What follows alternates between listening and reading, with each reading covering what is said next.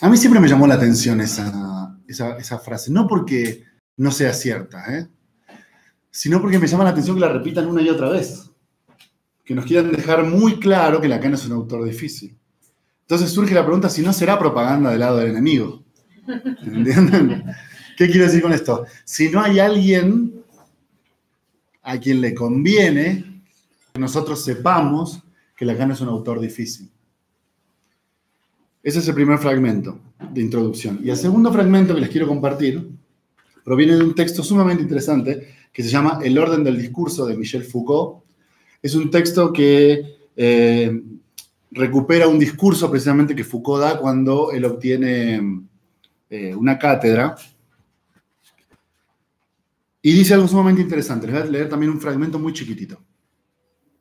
Dice así, de la página 14 de este texto, dice: he aquí la hipótesis que querría proponer.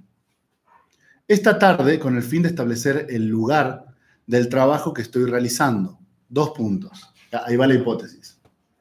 Supongo que en toda sociedad la producción de discurso está a la vez controlada, seleccionada y redistribuida por cierto número de procedimientos que tienen por función conjurar sus poderes y peligros, dominar el acontecimiento aleatorio y esquivar su pesada y temible materialidad.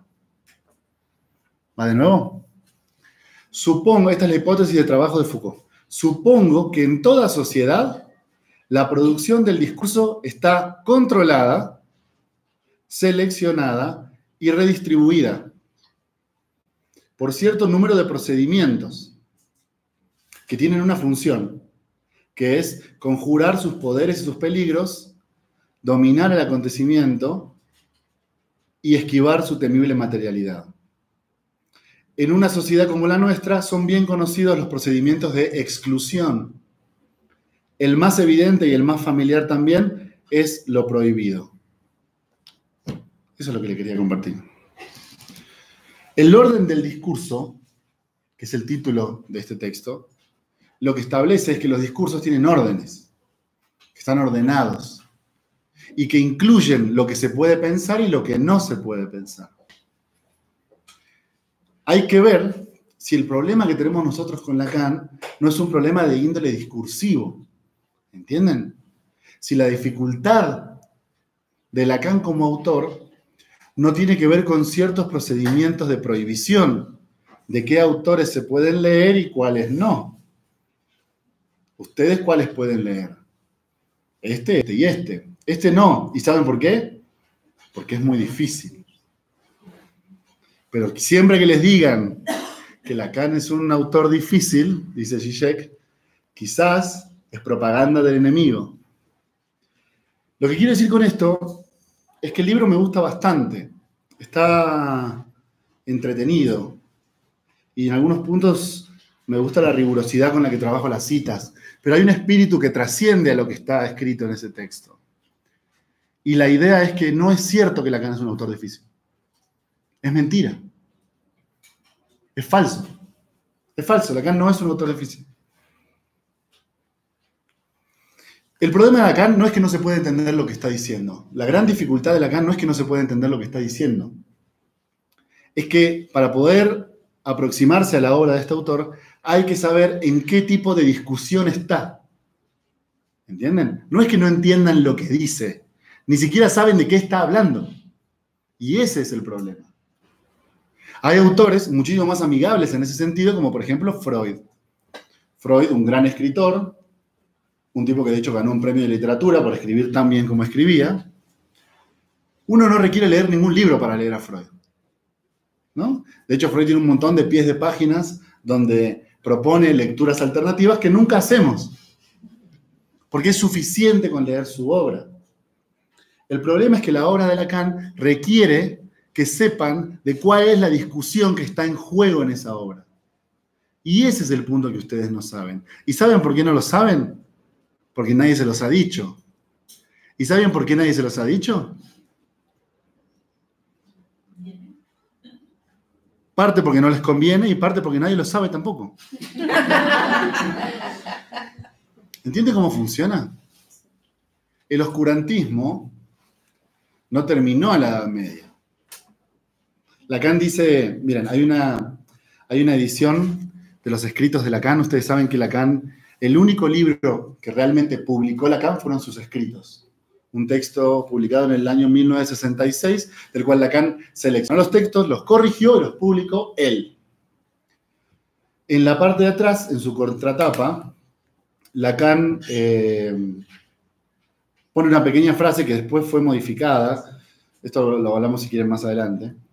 O sea, no en la edición que pueden comprar ahora. En la edición que salió antes a la de ahora, venía atrás una frase de Lacan que decía de una forma muy sencilla algo que se recupera también en el libro, porque lo dice también en sus conferencias, que es: mi proyecto es el proyecto de las luces. Mi proyecto es el proyecto de las luces. Y el proyecto de las luces era prender un pequeño cerillo en una habitación completamente oscura. ¿Sí? Si Lacan propone que su proyecto es el proyecto de las luces, es porque calcula que el psicoanálisis padece de un grave oscurantismo. ¿Saben lo que es el oscurantismo? Es una forma mediante la cual se retiene el saber en un pequeño grupo, que son quienes saben, y todos ustedes no saben. Y si quieren, por si les suena, digo, y si quieren acceder a ese saber, deben acercarse a nosotros, que sabemos, y pagarlo, porque es muy caro. Eso es el oscurantismo. Y el psicoanálisis, todavía hasta el día de hoy, es una disciplina sumamente oscurantista. Organizada, determinada y seleccionada por un cierto grupo, al que ustedes pueden acceder siempre y cuando paguen.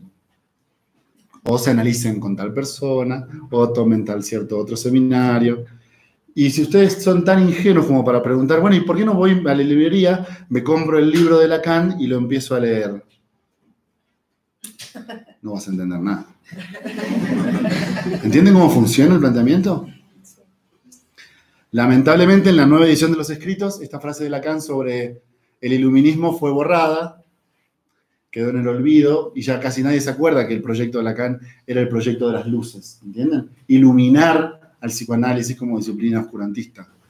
O sea, les tengo que decir con todo el pesar de mi corazón que el proyecto de lacaniano falló.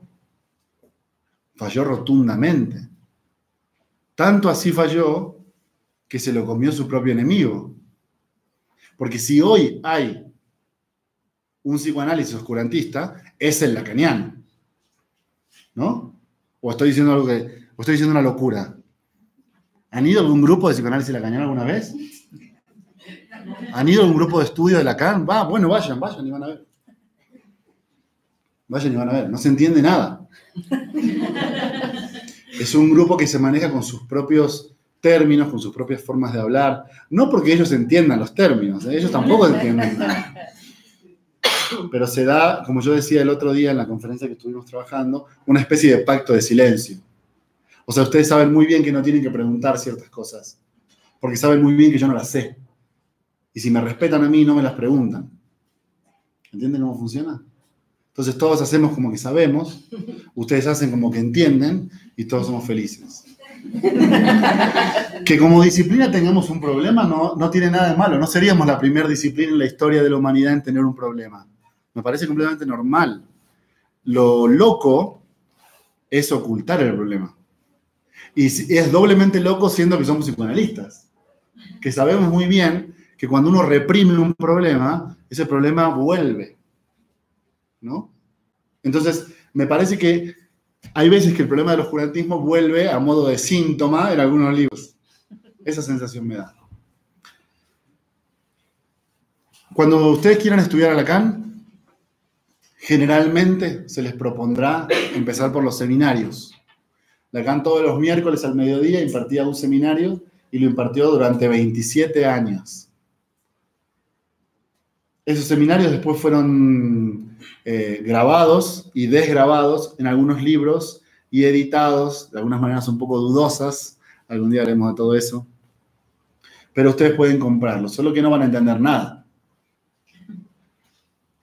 Lacan fuera del aula no presenta al mismo Lacan de siempre. al Lacan secuestrado por la academia, al Lacan secuestrado por los psicoanalistas, que se apropiaron. ¿Se acuerdan cómo Platón hizo una apropiación de la verdad diciendo que todos los sofistas eran mentirosos? Hoy sofista significa ser mentiroso. En realidad, un sofista era gente que pensaba distinto. Platón se apropió de esa verdad y determinó que todos los sofistas debían ser eliminados por relativistas y misteriosos. Con Lacan pasó algo parecido. Hubo un grupo de colegas que hizo una apropiación de la verdad de Lacan, y son quienes dicen lo que dice Lacan, lo que Lacan no dice, y explican por qué lo dice y por qué no lo dice. Ese territorio está perdido, no vayan a pelear ahí porque va a ser muy difícil que ganen. Pero Lacan no solamente dio clases en un aula. Este libro se llama Lacan fuera del aula, sobre 4 conferencias ignoradas, porque al grupo que cooptó todo lo que Lacan había dicho se le perdieron 4 conferencias, que nadie le dio mucho interés. En 4 ciudades distintas: Roma, Tokio, Nueva York y Ginebra. ¿Qué van a encontrar en este libro? Un Lacan distinto. Vieron que a veces se dice, Lacan hablaba difícil para que se entienda que es solamente para una élite. Eso te lo dice el jefe de la élite. Lacan hablaba difícil porque era un tipo muy inteligente. Y como todo tipo inteligente, sabe muy bien quién es su público. Entonces, cuando estaba en Ginebra o en Tokio, sabía que no era el mismo público de todos los miércoles en el seminario, ¿entienden? Y que tenía que darse a entender. Y lo hizo. Lo que van a encontrar en estas conferencias es un Lacan distinto. Un Lacan muy interesado en que se entienda su propuesta. Muy interesado en que se entienda su discurso. En que la gente entienda qué es lo que quiere decir, qué significa ser lacaniano, cuál es su propuesta en psicoanálisis, cuál es la crítica a Freud, qué es lo que Lacan quiere aportar. Piénsenlo 2 segundos. ¿Quién va a enseñar 27 años de su vida para decir exactamente lo mismo que había dicho Freud? Es una idea absurda por donde la piensen. Yo sé que se las han dicho 1000 veces. Lacan es lo mismo que Freud. Lacan es Freud. Freud o lacanismo. Lacan es una relectura de Freud. Lacan es el retorno a Freud. Yo sé que se los han dicho de 1000 maneras durante 1000 años, pero es falso. Piénsenlo 2 segundos. ¿Ustedes destinarían 27 años de su vida a decir exactamente lo mismo que ya dijo otro?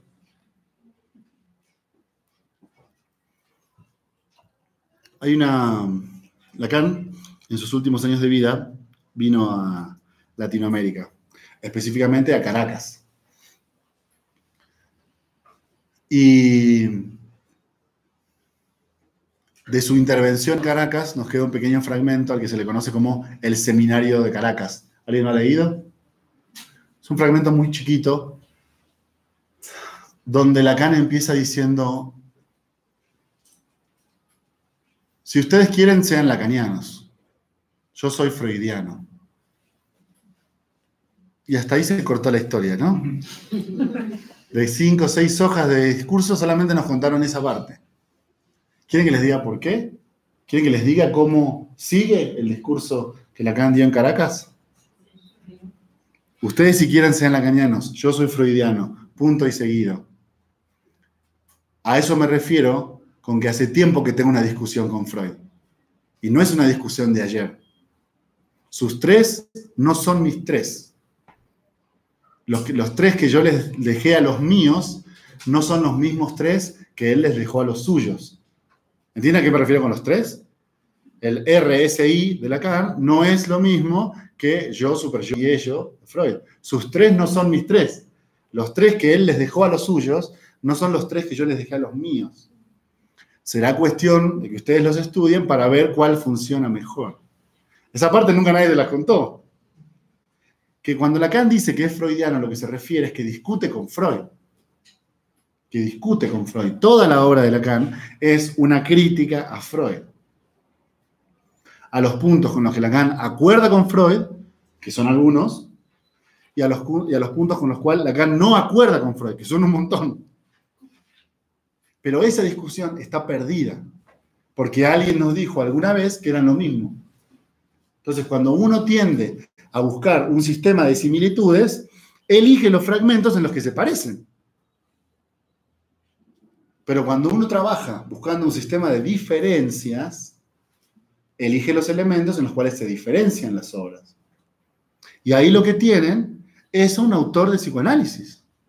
Nunca nadie dijo que Klein era igual que Freud. Nunca nadie dijo que Winnicott era igual que Freud. ¿No lo habían pensado esto nunca? O sea, nunca nadie dijo que Jung era igual que Freud. No hay freudo-jungianos, freudo-kleinianos, freudo-winnicottianos. ¿Saben por qué? Porque nunca antes de la existencia de Lacan se había pensado que algún autor de psicoanálisis dijo lo mismo que Freud. Porque es una estupidez pensar eso. ¿Cómo? Ah, pensé que una llamada de teléfono. Sin embargo, en el mundo prosperan las asociaciones freudo-lacanianas o lacanianas del campo freudiano.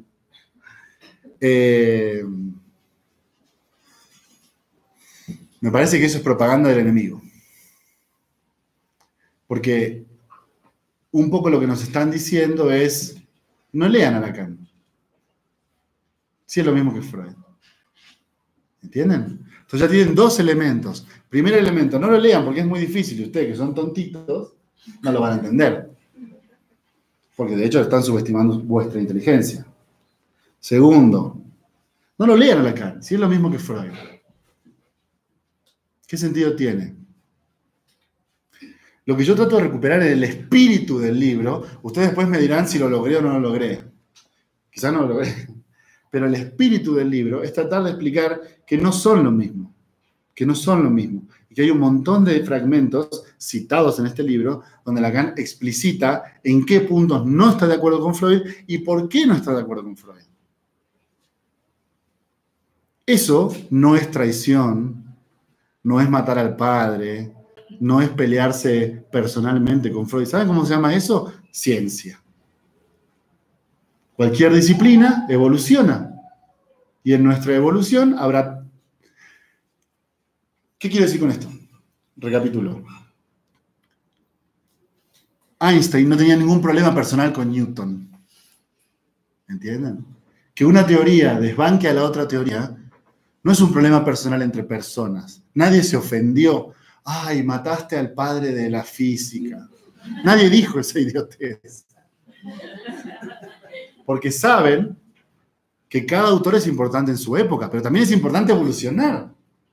Si nuestra nueva teoría demuestra que la teoría anterior está incorrecta, muchachos, y no tiene nada de malo. No tiene nada de malo, siempre lo vamos a querer a Freud, no se preocupen. Siempre va a ser un elemento fundamental, pero no lo lleven al terreno de lo personal, porque entonces ya no tenemos ciencia, tenemos religión. Y si tenemos religión, la cosa se empieza a poner oscurantista. ¿Entienden? Entonces, ¿qué se hace con el nuevo autor que dice lo contrario? Se censuran los elementos donde dice lo contrario y se sostienen los elementos donde dice lo mismo. Eso se llama neurosis. Generar padecimiento en la vida propia para poder mantener al otro elevado se llama neurosis. Y si nosotros mantenemos esa forma de trabajar y de operar en nuestra disciplina, seguimos manteniendo una disciplina neurótica.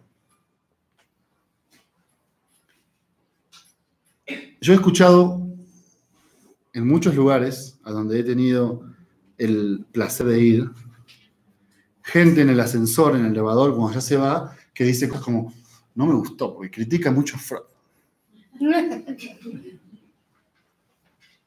Y puede que tengan razón.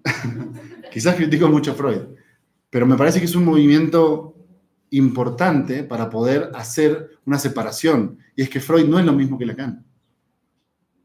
Y es fácil enseñarles que Freud es lo mismo que Lacan cuando ustedes nunca leen a Lacan porque creen que es muy difícil. Entonces ahí está todo el elemento armado, ¿ven? Es todo lo mismo porque yo te digo que es lo mismo.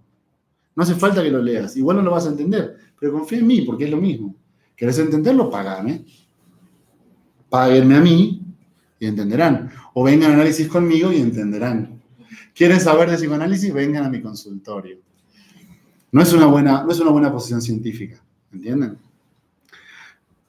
Me parece que el paso necesario para poder avanzar en este sentido era presentar un Lacan que no estuviera cooptado por el grupo que se adjudicó la verdad de Lacan. Y por suerte, estas 4 conferencias habían sido ignoradas. Entonces, me parece que era una invitación perfecta para trabajarlas. Lo que van a encontrar es un Lacan completamente distinto, planteando abiertamente su propuesta en psicoanálisis, oponiéndola en ciertos momentos con la propuesta de Freud y tratando de establecer a qué vino el psicoanálisis lacaniano. ¿Qué significa ser lacaniano? ¿Entienden? ¿Qué significa establecer un debate con Freud? ¿En qué se diferencia la propuesta de Lacan de la de Freud? ¿Y qué consecuencias clínicas puede tener eso para nosotros? Porque al fin y al cabo eso es lo que nos importa, ¿no? Ver si el psicoanálisis como disciplina puede mantenerse viva. Hoy en día, yo sé que esto les va a doler, pero aguanten un poquito. Hay ideas de Freud que son bastante complicadas de sostener hoy en día. Voy a poner un par. La envidia de pene. Que las mujeres son seres inferiores. Es una idea muy complicada de mantener hoy en día. ¿Entienden? Tenemos acá en el cuello el movimiento feminista diciéndonos, ustedes son unos imbéciles. Y tienen razón. Ahora, una teoría no se acaba y se termina con un autor. El psicoanálisis no es Freud. Eso es falso también. Esa idea que el propio Freud creía es falsa. El psicoanálisis no es él. El psicoanálisis lo trasciende a él. Y como disciplina va evolucionando incluso a pesar de su creador. Yo estoy seguro que si Freud hubiera leído a Lacan, lo hubiera expulsado del movimiento. Como expulsó a Jung, como expulsó a Adler, como expulsó a Rank, y como hubiera expulsado a un montón de gente más si hubiera vivido más de lo que vivió. Estoy seguro que lo hubiera expulsado. Porque Freud creía erróneamente que él era el psicoanálisis.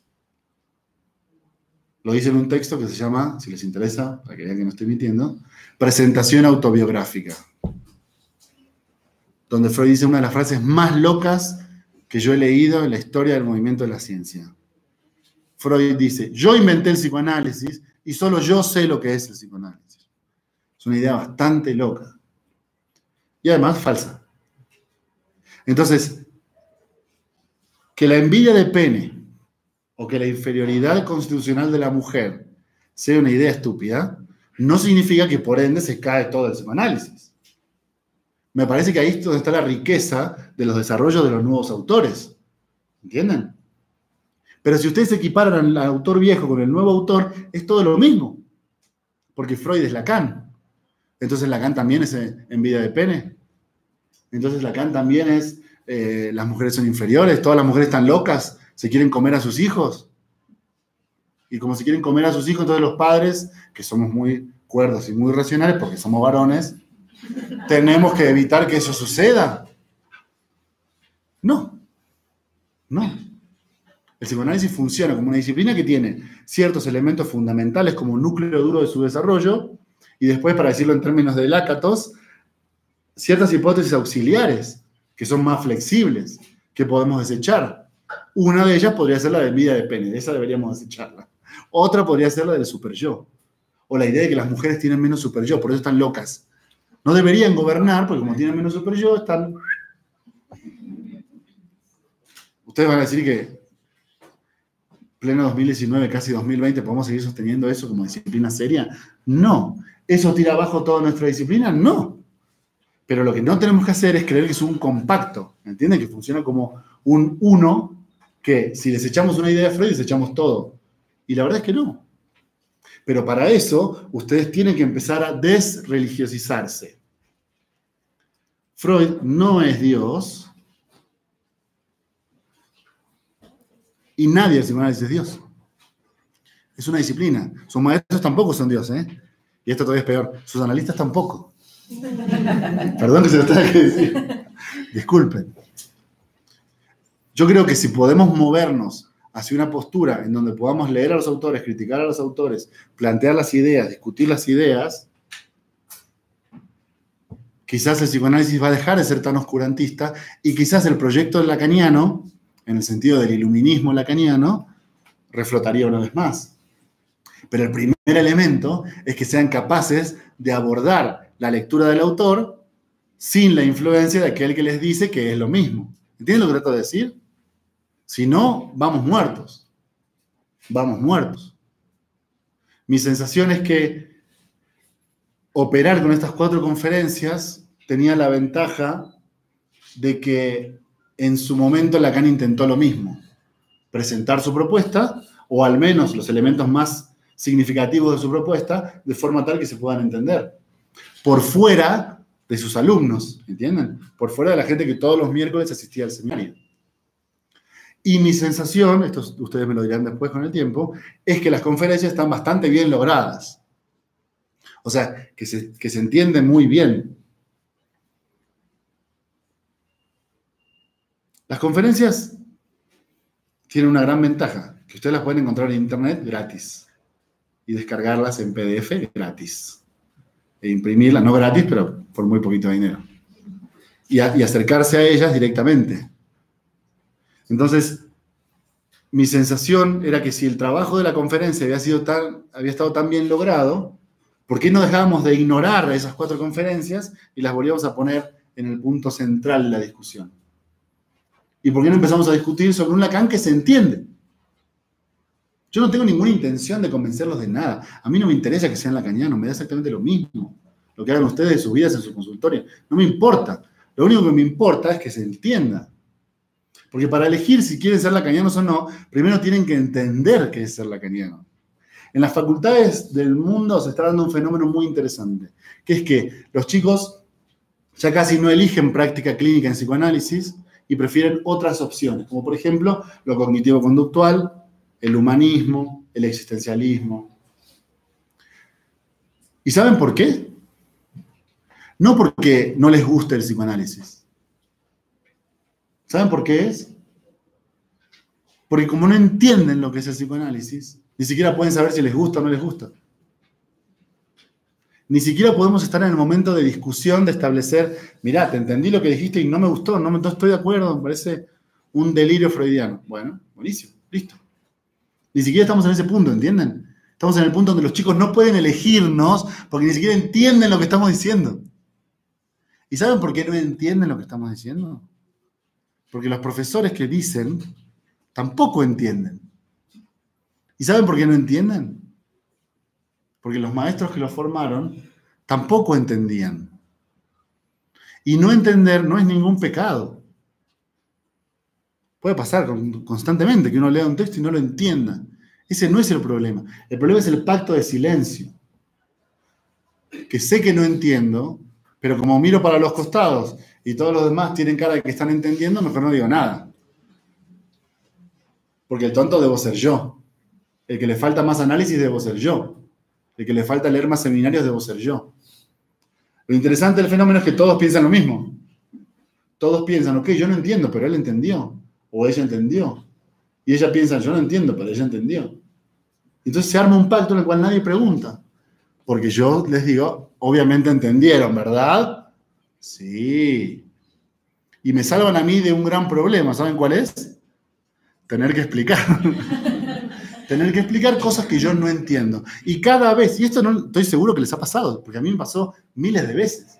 Y cada vez que alguien, cada tanto aparece un irreverente, ¿no? Un irresponsable, algún loquito que pregunta, rompiendo el pacto que teníamos entre todos, pero siempre hay un loco en el salón.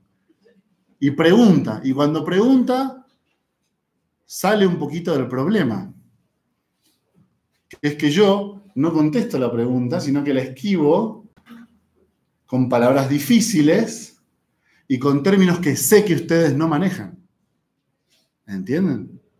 Como por ejemplo, bueno, primero que nada habría que ver, porque esto es caso por caso, habría que ir viendo, depende del caso de cada paciente. Pero en términos generales yo te diría que siempre hay un problema cuando el objeto A se inquista en el fantasma.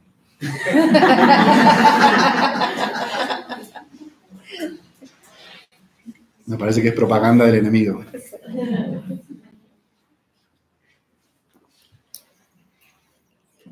¿Entienden cómo funciona? Eso replicado y replicado y replicado de generaciones y generaciones nos da el problema que tenemos hoy, que es que nadie entiende nada, pero nadie acepta que no entiende nada. Y a lo sumo, el que lo acepta es un neurótico que cree que él no entiende nada. Yo no entiendo por tonto, yo no entiendo porque me falta análisis, yo no entiendo porque... O la clásica es, ¿leíste el seminario 23? Cuando lo leas, vas a entender, ¿no? Eso es un aplastamiento de la pregunta, en el sentido de, tu pregunta es inválida porque tu ignorancia no te permite conocer la respuesta. Entonces no estás a la altura de preguntarme a mí. ¿Entienden cómo funciona? Y entonces eso alimenta la idea de, claro, me falta a mí. Me falta a mí. Y eso es neurosis, ¿entienden? Me falta a mí para sostener que el otro sabe, se llama neurosis. Entonces, el elemento que quiero compartirles, y me gustaría que en un ratito más charláramos un poquito más que yo exponer, es el espíritu del libro. En el libro se explican 4 conferencias de Lacan. No es mucho más que eso, no hay ningún truco de magia. Pero me parece que lo interesante es el espíritu del libro. Es decir, un libro que plantea la posibilidad de un Lacan que se entiende, que un Lacan que quiere ser entendido. Porque ahí es donde redunda la magia de este Lacan difícil, ¿entienden? Es difícil a propósito. Es difícil a propósito, para que no todos accedan a él. Es una idea bastante sectaria. Vieron que hay sectas que funcionan con un conocimiento hacia el interior. Entonces, cuando vos entras a la secta, te dicen, algún día vas a conocer el secreto de la secta. Entonces uno se va introduciendo, va aumentando, va haciendo las lecturas, va aumentando los niveles. La clave es que no hay conocimiento de la secta, pero mientras se sostenga la idea de que se sabe algo que ustedes no saben, la operación sectaria se mantiene. No hay nada que sepan más que ustedes, pero mientras yo les diga que sí, se sigue manteniendo esta misma lógica. El psicoanálisis funciona igual, ya vas a entender. Cuando termines tu análisis vas a entender. Cuando termines tu segundo análisis vas a entender. Cuando leas toda la obra de Lacan vas a entender. Cuando leas todo Freud vas a entender. ¿Cuándo es todo? ¿Cuándo pasa eso? Nunca pasa eso. Pero no le pasa eso a ustedes ni a nadie. ¿Entienden? Nunca a nadie todo. ¿Quién? ¿Sus profesores? ¿Sus analistas? No, tampoco. ¿O ustedes creen que leyeron todos los seminarios? Porque tampoco se trata de eso. ¿Entienden la operatoria? Pero poner el agujero de la duda en el futuro, lo único que mantiene es que en realidad no tiene nada de malo tener la duda hoy. Quizás yo no sé lo que es el santón. ¿Y saben qué hay que hacer si uno no sabe lo que es el santón? Investigar lo que es el santón. O el objeto A. O la histeria. O la neurosis obsesiva. O el nombre del padre. O el deseo de la madre, o el término que ustedes quieran. Pero la aproximación es la de un investigador que se acerca a la obra de un autor para entender qué fue lo que quiso decir. No la de un punto de llegada de un conocimiento supremo al que un día accederán si se analizan conmigo y me pagan prácticamente una casa en las lomas. ¿Entienden cómo funciona? Me parece que, con esto cierro y los escucho a ustedes, me parece que el espíritu del libro es decir, les mintieron, todo este tiempo les mintieron. Lacan no es un autor difícil. El único desafío para poder entender un poco mejor a Lacan es tratar de dar cuenta de cuál es la discusión que está en juego en esa clase, en ese seminario. ¿De qué se está hablando? ¿Cuál es el tema que Lacan está recuperando de la historia de la filosofía, de la historia de la ciencia? ¿Qué punto está analizando él? Y cuando entienden cuál es el contexto del cual se está hablando, lo que dice se entiende. Lacan no se entiende cuando ustedes lo quieren forzar a entrar en Freud. Te queda una cosa deforme que no se entiende nada y que no tiene ni pies ni cabeza, pero es porque ustedes lo han deformado. Solamente traten de entender cuál es la discusión que está en juego y van a ver cómo en la misma obra se empieza a entender cuál es su propuesta. Aunque esa propuesta, lamento tener que decírselos, a veces no coincide con la de Freud. A veces no coincide con la de sus maestros. termino con esta experiencia personal y los escucho. Yo empecé a estudiar Lacan en un grupo de estudio y debo haber estudiado ahí como 5 años más o menos, estudiando un seminario por año. Me acuerdo que la última vez que fui a ese grupo, el profesor estaba explicando una frase de Lacan y yo me estaba dando cuenta que lo que Lacan decía no tenía nada que ver con lo que estaba diciendo el tipo. Y entonces yo le dije, le hago una pregunta. ¿Cómo puede ser que de esta teoría que está en este libro salga la propuesta clínica que usted acaba de proponer? Y el tipo me dijo, bueno, recuerde bien que la práctica no sale de la teoría. Y ahí fue cuando dije, bueno, esto es suficiente, hasta acá llegué. Y ese día dejé, porque me estaba dando cuenta que lo que me estaban enseñando no es lo que decía el libro. Y entonces, quizás valía más la pena leer el libro que seguir escuchando a alguien que me llevaba en el sentido contrario del libro. Quizás, si lo leen y les interesa el planteamiento, lo que encuentren ahí es un Lacan completamente distinto al que les habían dicho que era. Porque quizás ese Lacan que les dijeron que era, no existe en realidad. Bueno, dejemos con eso y escucho preguntas, comentarios o lo que ustedes quieran decir.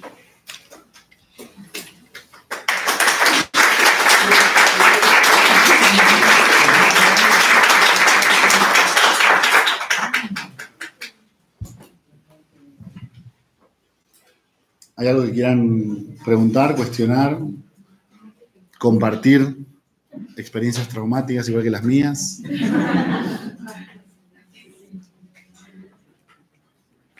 ¿Se entiende la idea? ¿Se entendió la idea? Sí. Eso es lo más importante. No sé si en el otro lugar haya alguien que tenga alguna pregunta o... En caso de que sí, nos avisan. ¿Algo que quieran decir? Está muy bien. Tampoco hay que hablar de más. Me parece bien eso.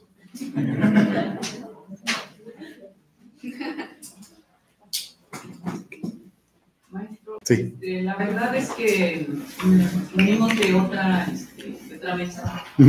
Sinceramente yo creo, no sé el sentir de las demás, pero nos ha dejado tan claro que nos ha abierto completamente un panorama. Bueno, me alegra. Sinceramente a mí me gustaría que muchos de nuestros profesores pudieran decir lo que hoy usted nos ha dicho, que nos ha transmitido. Bueno, agradezco muchísimo tu comentario, porque en términos generales esa es la idea que yo siempre me planteé. Es decir, esto que yo les acabo de decir hoy es lo que a mí me hubiera gustado que me dijeran al principio. Yo hubiera perdido mucho menos tiempo si me hubieran dicho que el otro camino era un camino que no llevaba a ningún lado. Era un camino que daba vueltas en zigzag y que volvía y una y otra vez sobre sí mismo. Mi intención siempre es la claridad. Después, si no estamos de acuerdo, lo podemos discutir. Ese elemento francamente no me interesa. Yo no los quiero convencer de nada. Pero para mí sí es muy importante, porque ahora que lo decís, otra de las caras del oscurantismo es hablar difícil, ¿no? Es decir, otra forma en la cual se sostiene la idea oscurantista es: yo hablo en un lenguaje que ustedes no entienden. La clave, yo esto lo entendí con los años, no es que ustedes no entiendan el lenguaje, es que ese lenguaje no significa nada. Yo al principio creí que no manejaba el lenguaje, por eso no entendía lo que estaban diciendo. Yo he escuchado que los lacanianos hablaban raro, hablaban difícil, con términos extraños. Yo decía, puta, debe ser que no entiendo bien, tendría que meterme más en esto. Y con el tiempo me di cuenta que no, que en realidad ellos tampoco entienden lo que están diciendo. Porque no están diciendo nada.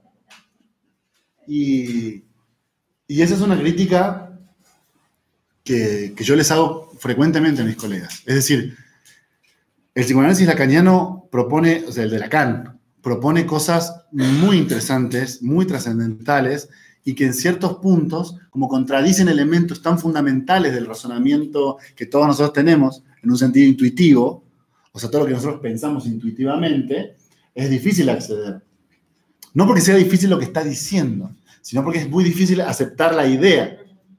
Entonces, Si a la dificultad de aceptar la idea ustedes le aumentan la dificultad con usar palabras que no se entienden, es cualquier cosa. Ya no se entiende nada. Yo una vez escuché una frase que decía, una persona que realmente maneja un tema es capaz de explicarle ese tema a un niño de 5 años. Entonces, la próxima vez que te empiecen a hablar en difícil, date cuenta que quizás también hay algo de maniobra ahí. ¿Entendés? Que quizás si le tuvieras que decir, bueno, a ver, pero explíquelo de forma sencilla, quizás le falta un poco de entendimiento para poder hacer eso. Así que agradezco mucho tu comentario. Gracias. ¿Alguien más que quiera decir algo? ¿O hacer alguna pregunta? ¿Algo que no haya quedado claro?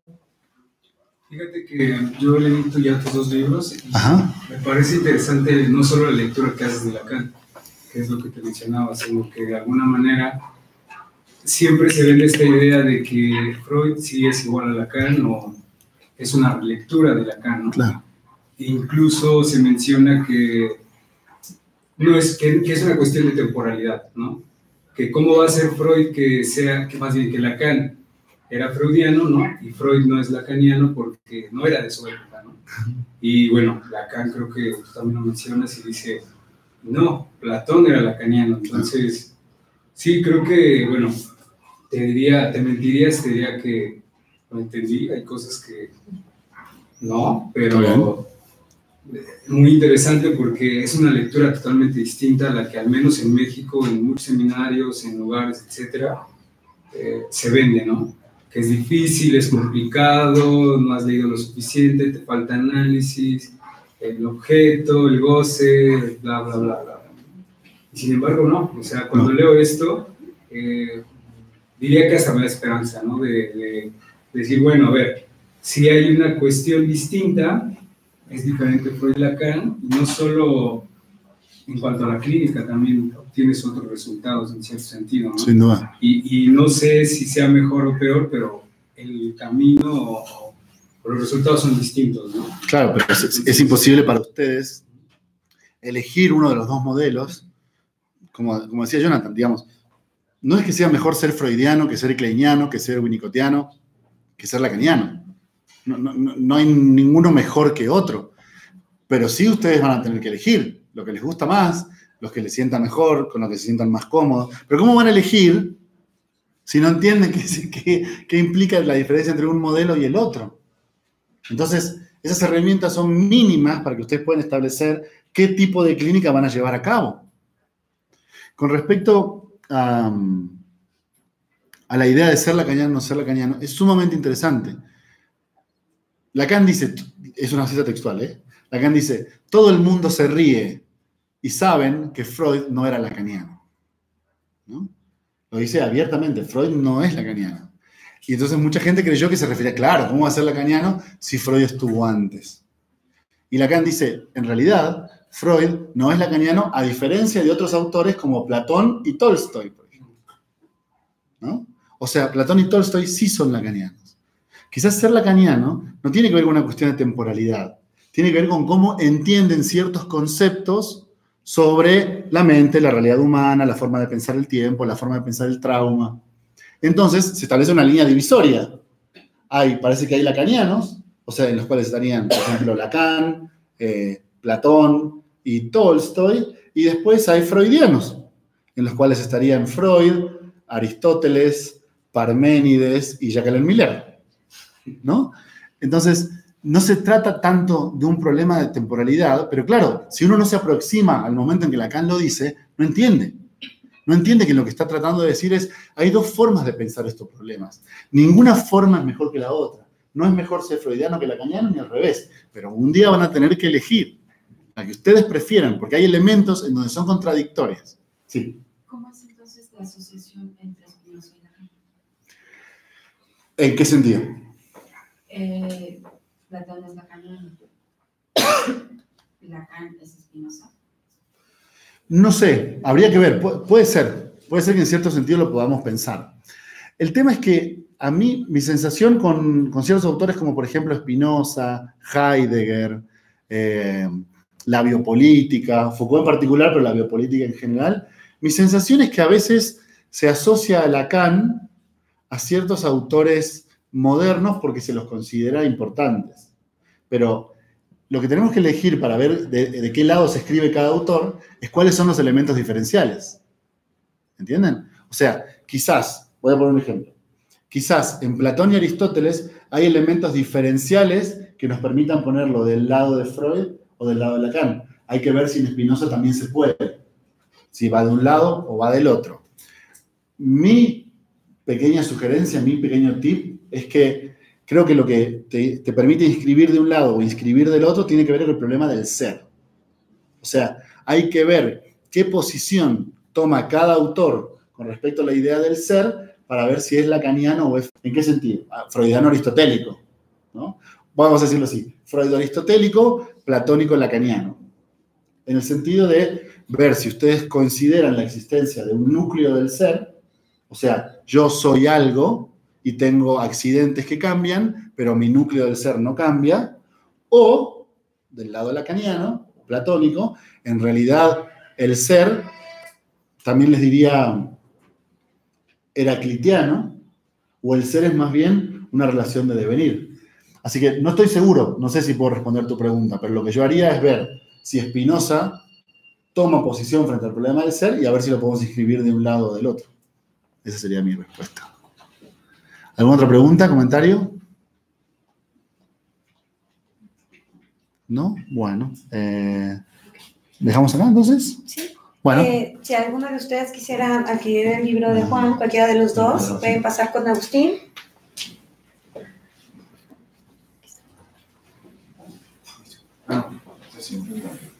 Bueno, muchísimas gracias a todos por haber venido.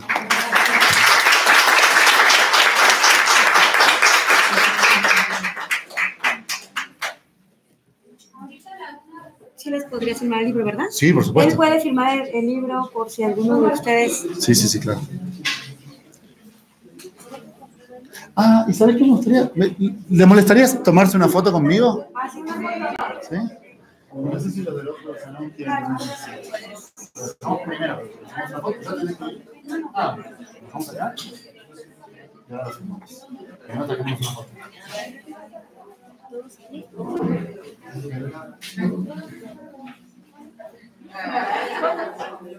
Bueno, pues muy bien. El de